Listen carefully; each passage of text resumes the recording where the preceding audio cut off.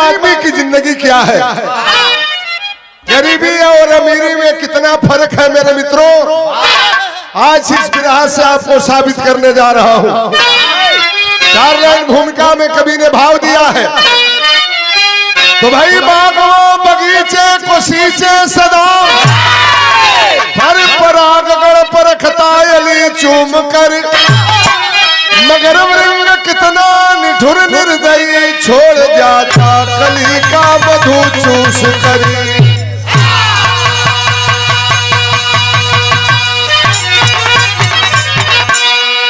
इस जमाने के इंसान है बेवफा, लोभ लालच समाई फर्ज भूल कर, पापी दहेजी बना है जमाना, आती शर्म ना शर्म लूट कर।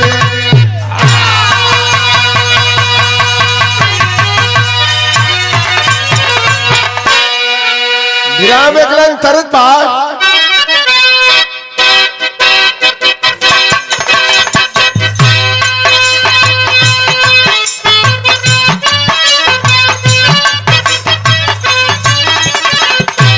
मेरा छोटा सा घर, मेरा छोटा सा संसार,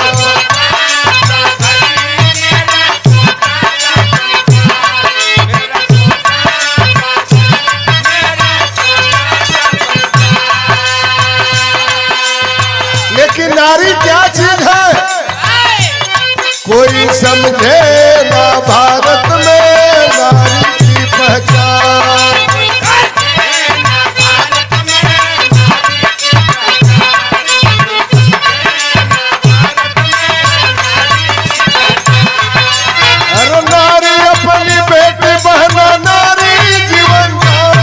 कोई समझे ना भारत में नारी की पहचान।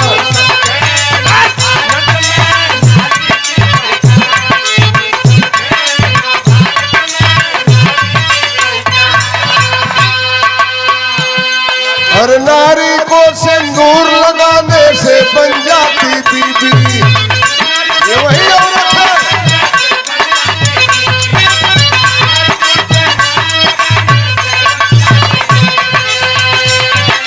नारी का अस्तित्व नहीं, घर बन के चली गई। रामकृष्ण गौतम तुलसी सब नारी की संतान, कोई समझे ना भारत में नारी की पहचान।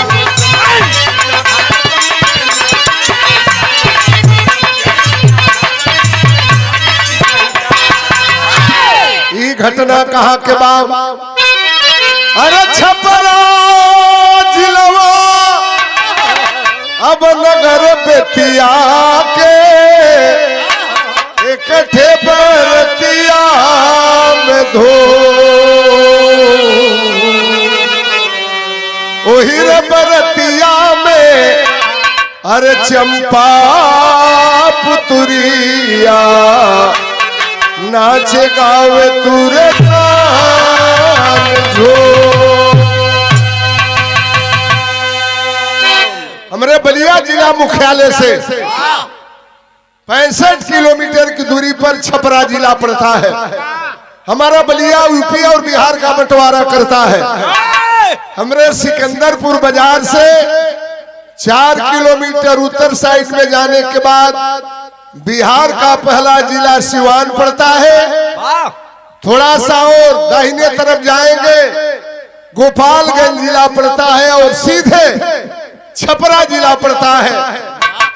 छपरा जिला से 12 किलोमीटर की दूरी पर सिवान वाली रोड पर छपरा जिला का सबसे बड़ा गांव बेतिया गांव में एक बहुत बड़े ठाकुर हरकेवल सिंह के बेटे की बारात पहुंची थी। अपनी बारात में वो बाबू साहब हमरे नियर और विजय भाई नियर गवैयन के नाम बुलौले रहलन। के बुलौले रहलन? कलकत्ता की मशहूर चंपा बाई के नाच के सट्टा लिखौले रहलन। समियाना में नाच होत रहल। गांव जवार इलाका के लोग सामियाना में बैठ के नाच के आनंद लेत रहलन। अभी चंपा बाई रावटी में सिंगार करत रहल, तबले महफिल से आवाज आवे लगल, चंपा बाई को बुलाओ, चंपा बाई को बुलाओ। चंपा बाई सज धज के आइल, मंच पर पर्दा हटल, तालियों की गड़गड़ाहट से महफिल गूंज उठी। बड़ी सुंदर है ये नर्तकी, कलकत्ता से नाचने के लिए आई है, कोई बढ़िया गाना गाओ। महफिल सन भरी महफिल को सलाम करती है वो चंपा बाई रोने लगी, आंख से आंसुओं की धारा बहने लगी। नाच देखे वाला कहलन की लागता कि बारात के मलिकारे के कुछ बोल दिहलन का भैया, नाच भी समय से चालू हो गई, क्यों रो रही है? ऐसा सीन मंच पर वह चंपा बाई रो रही है, गाना गा रही है और नाच रही है। क्या गाना गाई है? शरद बा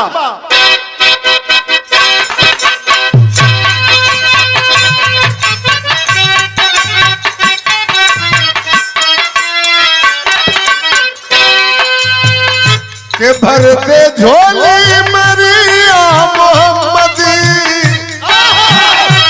भरते झोली मरिया मोहम्मदी, लौट करके न जाऊंगा खाली।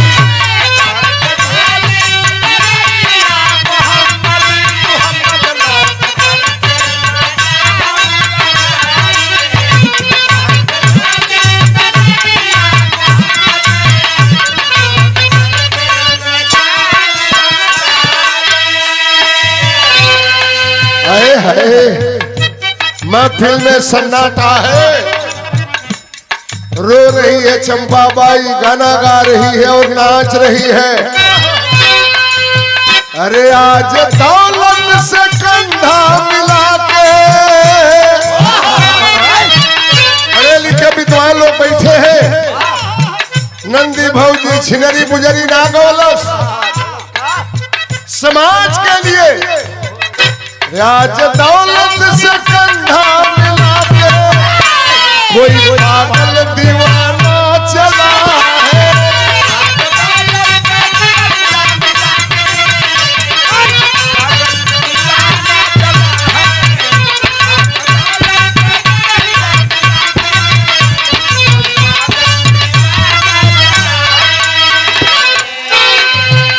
अरे बेतिया गांव के लोगों कौन सा गाना सुनोगे? सभी अंधे हुए हैं दौलत की कमाई में, रास्ता छोड़कर भटक रहे बुराई में। अपने ही घर में बहन बेटी बनाना सीखा, गैर की बेटी को ला करके जलाना सीखा।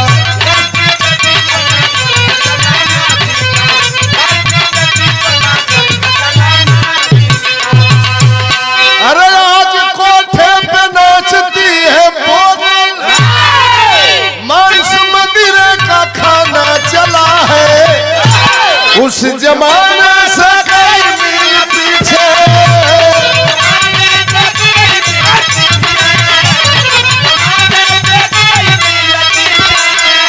आज कल का जमाना चला है,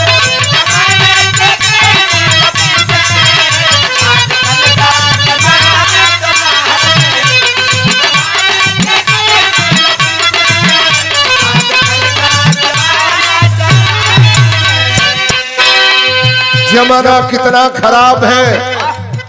दहेज खातिर के बहन बेटी के जरावल जात पाप, जहर दे के जमाना मुआ देता। आदमी कहलन बढ़िया गाना गावत जवन समाज में होता दरिंदगी। एक नर्तकी होने के नाते अच्छी चीज समाज के लिए यह गा रही है, गावत रहल चंपा बाई। लड़की पक्ष वाला आइलन सामियाना में, ऐ दुल्हे जरा चलो मड़वे में अपनी औरत के मांग में सिंदूरदान करो। दुल्हा के रवा फरफरा गई, इधर महफिल सजी उधर मड़वे की बात सुने, बाप बेटे ने अब मचाया पूरा फात सुने, बेटी के बाप से गरज के यही बात कहा, मिलेगा टेलीविजन तब तो होगी शादियां, चलो बाराती शादी होगी ये हरगिज नहीं, वादा करके मुकर जाना कोई चीज नहीं।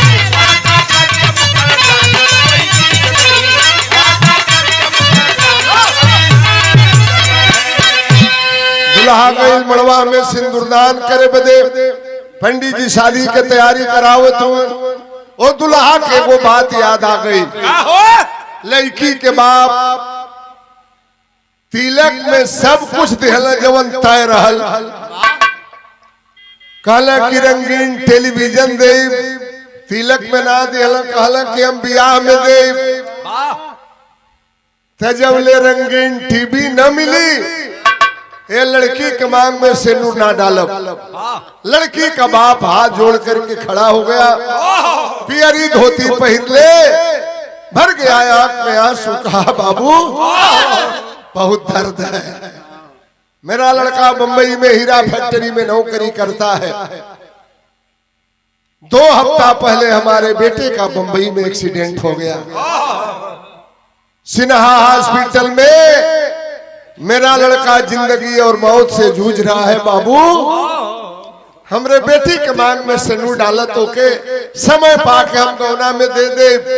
सिंदूर फेंक करके गाली देते हुए वह दुल्हा आया, सामियाने में बुलाया अपने बाप को, शादी नहीं होगी।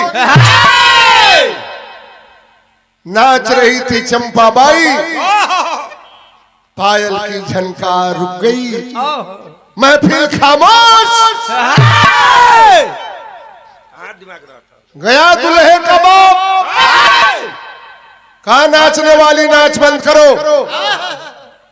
जनरेटर बुताओ, सामियाना गिराओ, मेरी बारात वापस जाएगी। दुल्हा घूमा था सामियाना में, कहला ना दिहला, कहला ना दिहला, अच्छा दुल्हों के तना खिसियाए के ना चाहिए, हमनों के बियाह भइल तो जमाना रहल, काहे विजय भैया तुहार भइल होई कि ना भइल होई, हमार बियाह तो डोली में बैठ के हम के गई। हीरा भाई भौजी अली बैलगाड़ी से हमसे बड़े हुई, बस शायद डोली में दोनों लोगन के भइल होई, डोली में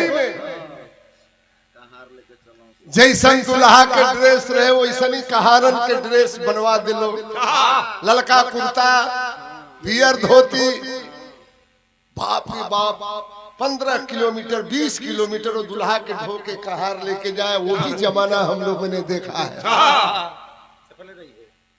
दुल्हा खिसिया के समियाना में हल्ला मचौले बा, हमरी कहला के मतलब कि ये तनो दुल्हा के ना खिसियाए के चाहिए। यही पर एगो हमके बात याद आ गई, बताइए। हम इंटर में पढ़त रहली गांधी विद्यालय सिकंदरपुर में, तामरी संगे एगो लड़का पढ़त रहल, तो पढ़बो करे आ पहलवानो रहल, लड़बो करे, बढ़िया पहलवान रहल। छोड़ा ना बताए, हम प्रेम में बता देते, जब सच्चाई बाओ के बता देते।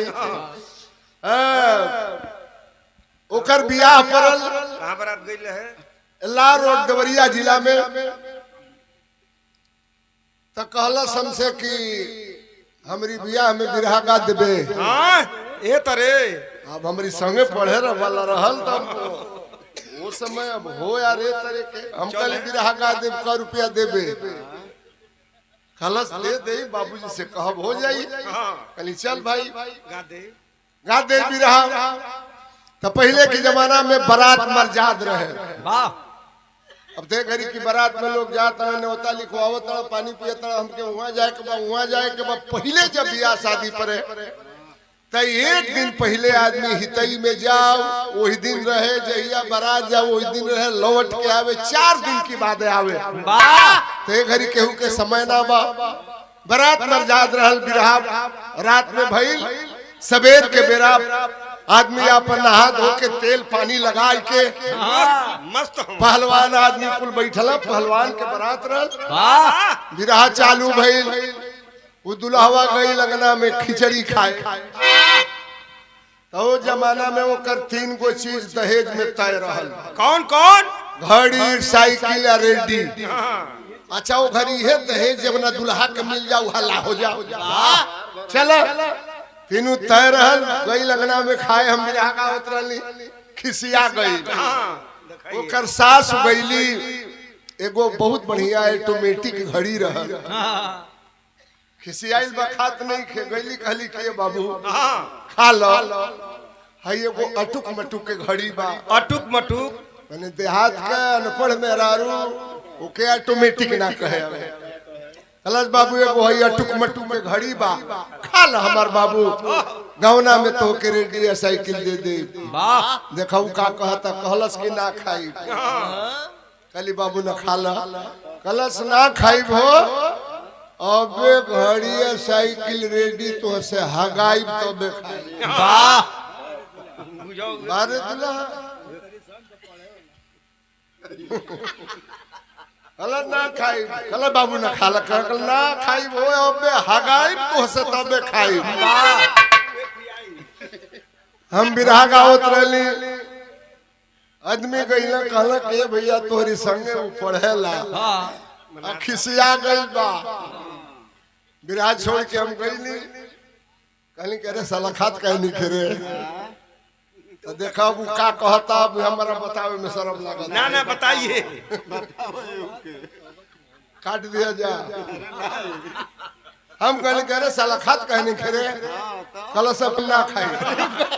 इनकरा से घड़ी साइकिल रेडी अबे हगाई तबे खाई। हमारी कहला का मतलब कि दुल्हो के तना ना खिसियाए के चाहिए। खिसियाइला कुछ मिल गई खा लिया खिसिया के गई दुल्हाऊ बोला अपने बाप के ठाकुर हरकेवल सिंह के शादी नहीं होगी। लड़की का बाप कहले रहलन तिलक में रंगीन टीवी देव ना दिलो कहला बियाह में देव ना दिलो तो बियाह ना हुई। दुल्हे का बाप कहा बंद करो नाच मेरी बारात वापस जाएगी। नाचत रहल चंपा बाई पायल की झनकार रुक गई। मलिकार क्यों आपकी बारात जा रही है? आपने कलकत्ता से हमें नाचने के लिए बुलाया है। क्यों नाराज हो गए?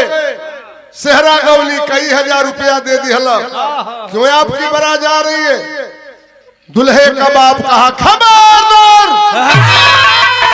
नाचने वाली रंडी की औलाद बंद करो नाच। ये अपना पैसा ले जाओ लेकिन नाच नहीं होगी शादी नहीं होगी। हाथ जोड़ ले हल चंपा बाई कहलस मलिकार भरी महफिल को आप खराब कर रहे हैं। बैठ के लोग नाच का आनंद ले रहे हैं और आप नाच बंद करा रहे हैं। वो वजह भी तो बताइए। बेतिया गांव से जहां बारात आई है कलकत्ता की दूरी 650 किलोमीटर है। आपने 650 किलोमीटर की दूरी से बुलाया है तो महफिल खराब कर रहे हैं। वो आपकी बारात जा रही है। तब दुल्हा के बाप बतावे लगलन का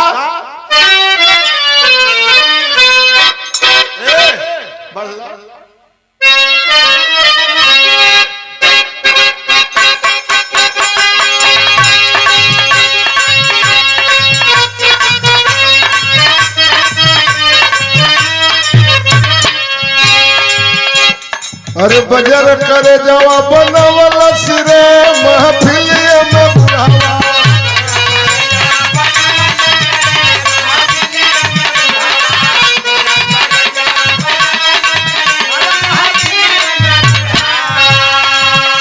अरे बिटिया के बाप हमसे कैले ठगहारी।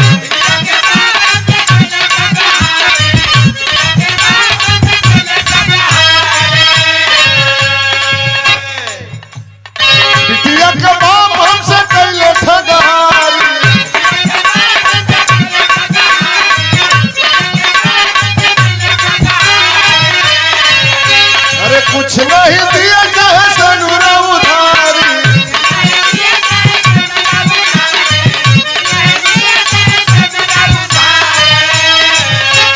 मुजरा के बंद करवा सिरे महावीर में बुढ़ावा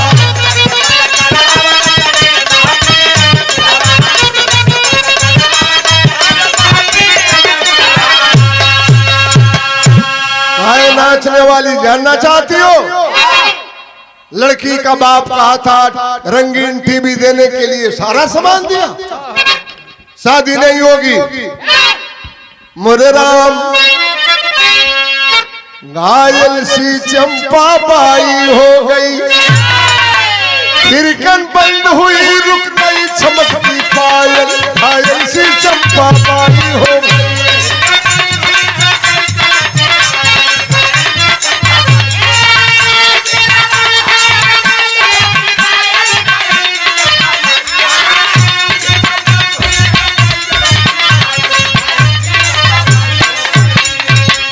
हाहाकार बड़ी जोर हुआ, शोर बचा चहुओर है, जल्दी करो करते बराती शोर है।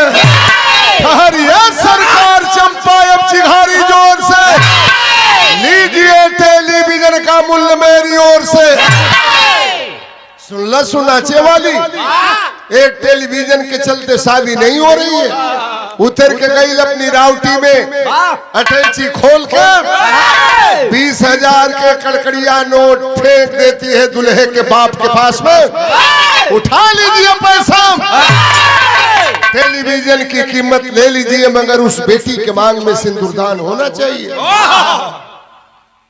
दुल्हवा के बाप एक नंबर का भड़ुआ चोद रहा है, रंडिया के पैसा ले लेलस, ताना मरलस। ऐसनो आदमी है धरती पर हुआ, पैसे के लिए सब कुछ बेच देना। पैसा रंडी के ले ले दुल्हा के बाप। दुल्हा गई मड़वा में सिंदूरदान कैलस, बियाह हो गई। धीरे धीरे घड़ी 4 साढ़े 4 बजावे लगल भोर कबेरा में। नाच देखे वाला चली गईलन, बारात के लोग आराम करत हुए।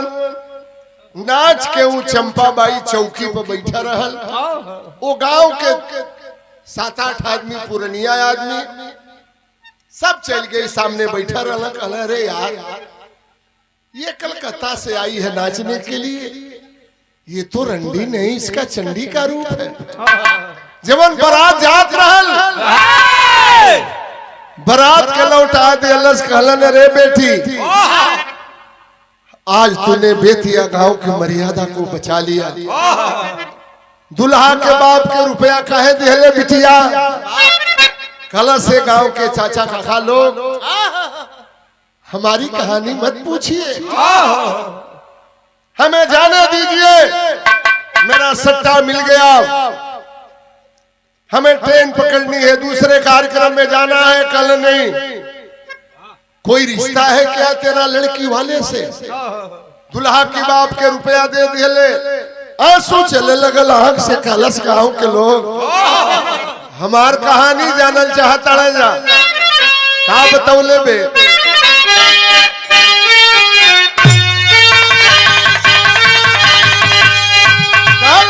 कैसे के बताई अपन और बीतल कहानिया बाबू, अरे फाटे ही अरा भैली जिंदगी बेकार बाबू हो, फाटे ही अरा भैली।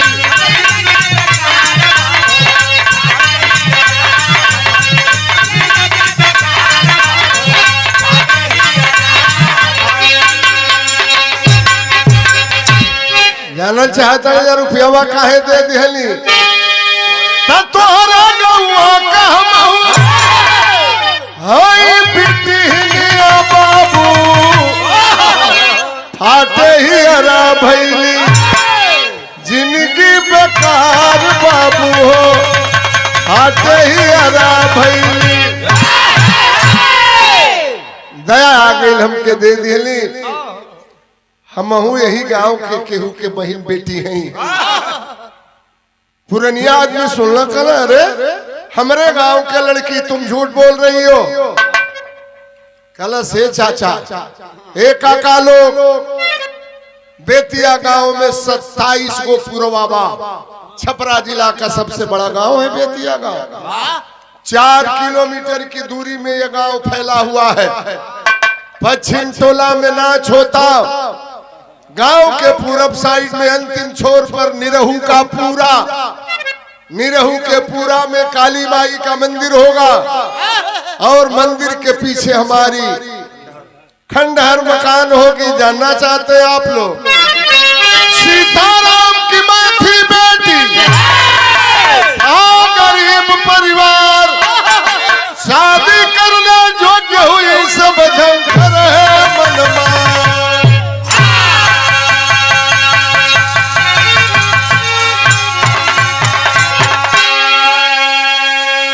गांव के लोग कलन की आखिरी छोर में निरहू के पूरा की रहने वाली ये लड़की कलशम सीताराम सेठ के लड़की है। हम काहे बेस्या हो गई, अब हमार जान छोड़ा था, मैं अब जाऊंगी। कल नहीं बेटी, जब साबित हो गए हम कि हमारे गांव की लड़की है, कौन गांव का दलाल हमारे बेटी बहन को कलकत्ता कोठे पर ले जाकर के बेच दिया। कल से चाचा काका लोग हमके केहू पहुंचावल ना, हमार किस्मत हमार तकदीर पहुंचा दिया। कल कैसे कलकत्ता कोठे पर पहुंची बेटी, अब तो साबित हो गया कि मेरे गांव की है। कल सीताराम सेठ हमारी बाबू का नाम रहल, खेती के नाम पे एको बीसा जमीन आ रहल। एगो गुमटी में किराना के दुकान हमार बाबू खोलले रहलन, अपनी माई बाप के कलौती बेटी। धीरे धीरे जब हम सयान भइली, हमारी बाबू के लगे रुपया ना रहल, बारे गरीबी छपरा जिला में घूम अइलन। केहू बगैर पैसा के शादी करे के तैयार ना भैया, के करी ये जमाना में, बिरले लोग ऐसन हुई हैं। आज भी ऐसे लोग हैं, बहुत बड़े बड़े पैसे वाले, अच्छी लड़की मिल जाएगी तो पैसा बगैर पैसे की शादी कर ले रहे हैं। छपरा जिला में कलश अमर बाबू घूम अइलन, चलत चलत बाबू के पैर के पनही फाट गई। हमार बियाह ना हो पावत रहल। कलश के एक दिन हमार बाबू बैठ के दुआरी पर रोवत रहला, हमार माइयो रोवत रहल, हमहू रोवत रहली। हमार बाबू हमरा के देख के रो रो के इहे कहत रहल,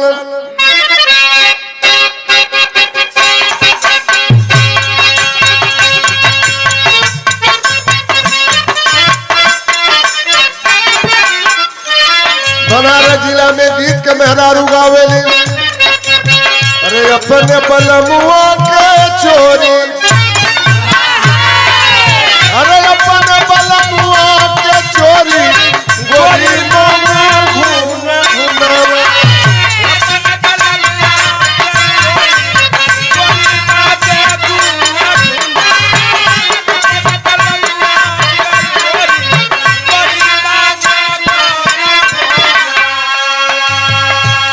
चंपा बाई बतावत में हे बेतिया गांव के चाचा काका लोग, हम काहे बेसिया हो गई।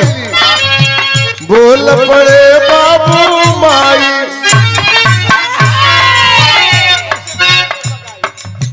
कैसे के होई है सगाई, कैसे के होई है सगाई, रोए बाबू।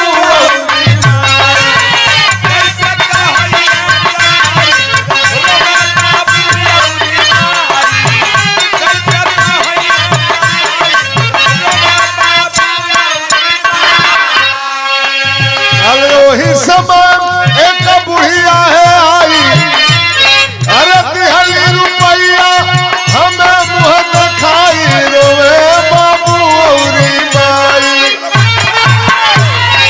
अरे बहुअर बनाई भी बताई, अरे बहुअर बनाई बताई, रोवे बाबू औरी माई।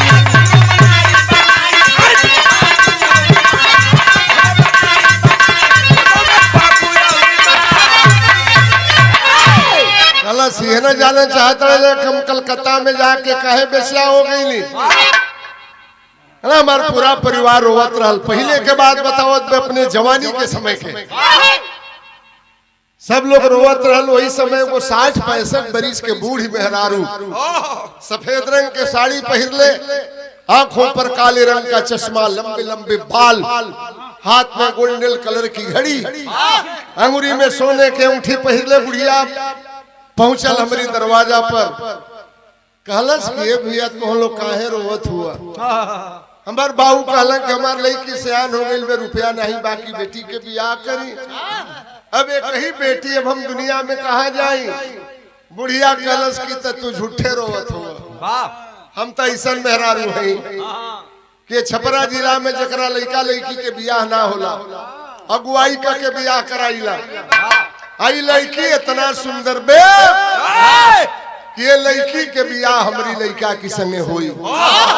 चंपा बाई कहला से बेतिया गांव के चाचा काका लोग ये बात के सुनले हम बड़ा खुश भइली कि चल अब गरीबी में हमरो डोला उठ जाई। कहलस की बुढ़िया 5000 रुपया हमके मुंह दिखाई में दिहलस। कहलस कि हम वो खानदान का मेहरारू है जौने खानदान में दहेज लेकर के नहीं दहेज दे करके शादी की जाती है। दिन बार रखा गई, शादी तय हो गई, लेकिन एगो शर्त लगौलस बुढ़िया कि हमारी खानदान का नियम है जौना लड़की से बियाह होला, बियाह की पहले हमनी के ले जाके देवघर में भगवान भोलेनाथ का दर्शन कराई ले जाए, करीबा शादी होला। चंपा बाई कहलस कि हे गांव के लोग हमर माई बाबू राजी हो गईलन, हमके भेज देलन और बुढ़िया की संगे हम चल दिहली देवघर में। होई हमारी बेटवा से सगाई, बुढ़िया बोलल बा शादी वाला दिनवा गई धराई, बुढ़िया बोलल बा।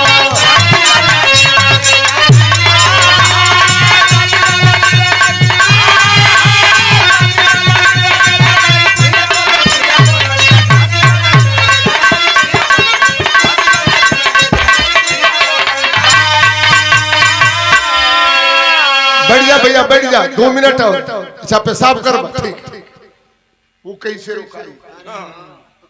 अपने खानदान की सब रीतियां बताई के चली बैजना धाम हमरा के लिए आई के। जबकि गाड़ी श्री रामपुर आई, बुढ़िया बोलल बा कही की बेटे अब तो उतरल जाई, बुढ़िया बोलल बा। कल चंपा बाई के गांव के लोग ट्रेन में बैठा के बुढ़िया हमके लेके चल दिहलस। कलकत्ता से एक स्टेशन पहले श्री रामपुर रेलवे स्टेशन पड़ेला। श्री रामपुर रेलवे स्टेशन पर ट्रेन रुकल, बुढ़िया हमके ट्रेन की डिब्बा से लेके उतर गई। हम सोच गए कि बुझा तक भगवान भोलेनाथ का दर्शन हुई। कल से बेतिया गांव के लोग नौ बुढ़िया अपनी बेटा से बियाह करावे लिया गई रहल, न देवघर में दर्शन करावे लिया गई रहल। वो बुढ़िया रहल के अरे माता का झलक रहली, अरे जवन बुढ़िया में अरे बाद में बुझाई उड़ाइन के होता, अरे बाद में बुझाई उड़ाइन के होता। अरे कलकत्ता समीप श्री रामपुर सहारिया, मैना बेचा के खत्म रहली बाजार। अरे मुहे हो पुरनिया के रूपवा बनाई के लैली भुलवाई हमके कोठवा मझार। कलश है गांव के लोग श्री रामपुर रेलवे स्टेशन के बगल में एक बहुत बड़ा रंडी खाना है। मैना नाव के बुढ़िया जौना के बाजार खत्म हो गई रहल, वही कोठा के मलकिन रहल। बला फुसला के हमके ले ला, अपनी कोठा पर लेके पहुंचल। जब अपनी कोठा पर लेके पहुंचल, तबला संगी ढोलक हारमोनिया देखली, पैर पकड़ के बुढ़िया के रोवे लगनी। कौना नरक में हमारी जिंदगी ढकेल दिलू माई, हमके बेटी बनौलू, पतोही बनौलू, ये मैं क्या देख रही हूँ। कलश के हमारो दीदर हल्ला लुटाई का हम गतिया थक गई पपिनिया उखोड़वा से अरे घुघरू पहिरा दिहली हमारा पैरावा अरे मोजरा सुनावे वाली भैली हमारा दरवाजा बंद कर दिया। कलश अरे लड़की यह कोठा है, यह आबरू का सौदा होता है। और एक पॉइंट नोट कर ले, कोठे की सीढ़ियां आने के लिए बनाई जाती है, कोठे की सीढ़ियां जाने के लिए नहीं बनाई जाती। कलश के हमारी पैर में घुघरू पहिरा दी हलस बुढ़िया, तबला की थाप पर नाचे लगली, गाना गावे लगली, लेकिन हमने अपने आबरू का सौदा नहीं कराया। एक दिन एक बहुत खूबसूरत नौजवान आया हमारे कमरे में हमारी नथ उतारने के लिए। सामने भगवान कन्हैया की तस्वीर टंगी थी। कहली कहा प्रभु द्वापर युग में द्रौपदी के आबरू बचौले रहला। नौजवान आया हमारी कलाई पकड़ा, रोवे लगली। कवन माई बाप के औलाद इतना सुंदर तो के पैदा कैले हुए, अपने माई बाप के कलौती बेटी, एक कोठा पर हम कैद हो गई बानी, हम के कोठा पर बना ले धर्म के बहन, हम तो के धर्म के भाई बना ले थे। वो लड़का चला गया, बुढ़िया घोड़ा उठा के मारे लगल हरामजादी, हमारा धंधा खराब करना चाहती है। चंपा बाई कहला से बेतिया गांव के लोग बुढ़िया के पैर पकड़ी के रोवे लगेली।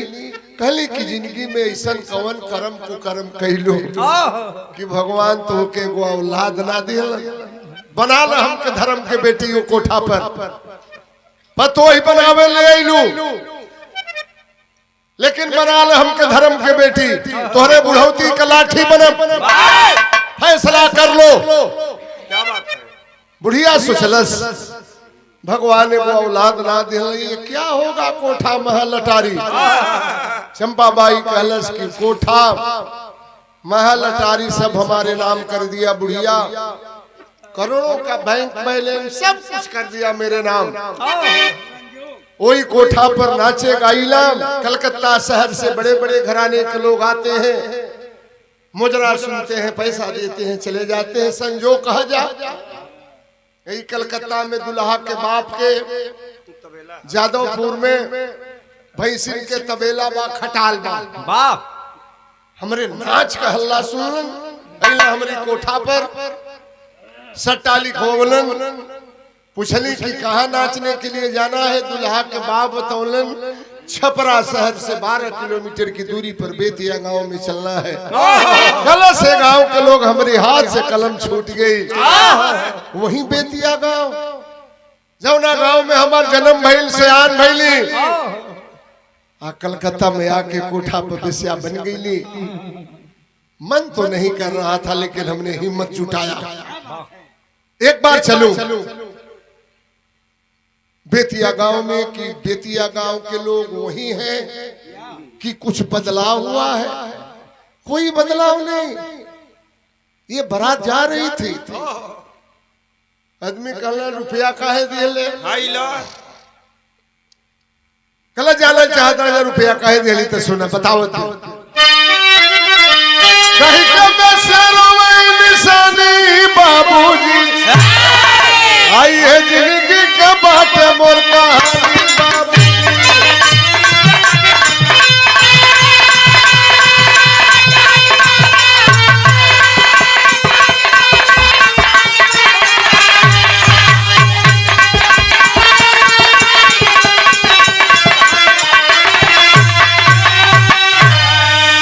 जैसे मोर नरक में पड़ गई जिंदगनिया, कहीं ना भटक जाए ये भी दुल्हनिया। बैरी होले दुनिया में जवानी बाबूजी, ता यही खातिर दिहली टेलीविजन के कीमतिया। ससुरा मेरा है बिंदु बहन गई,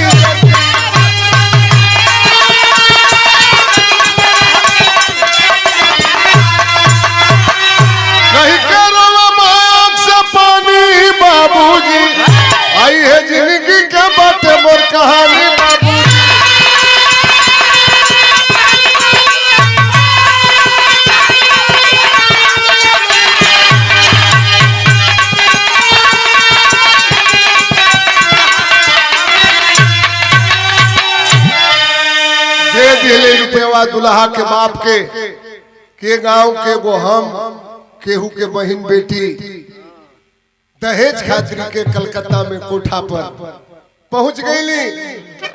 एगो औरी हमारे गांव के केहू गरीब के बेटी एगो टेलीविजन खातिर के कहीं कोठे की रंडी न बन जाए। दे दिया हमने रुपया।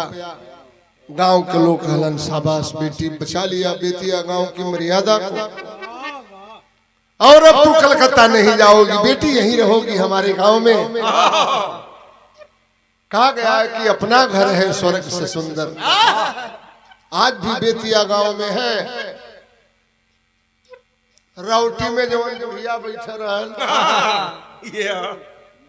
जवन भगा के लेके गई रहल कलच बेटी जल्दी करो छूट जाएगी।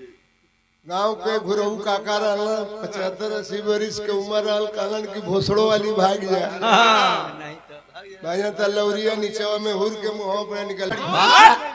हमारे गांव के बेटी को भगा करके ले गई और फिर कर रही हो ले जाने के लिए मारत हालत खराब कर देंगे भाग्य मार के खदेड़ दिया ने बुढ़िया के। आज भी बेतिया गांव में वो है चंपाबाई सिलाई प्रशिक्षण केंद्र खोल करके गांव के लड़कियों को सिलाई कढ़ाई बुनाई का काम सिखाती है। ऐलान है कोई मर्द है हमसे शादी कर ले। एक वेश्या के नाम पे यही गरीब आदमी की जिंदगी है मेरे मित्रों। आखिरी लाइन में कवि का भाव है कुसुम फराग देवराम पसारे जद्दू के पैगाम घायल सी चंपा बाई हो गई कभी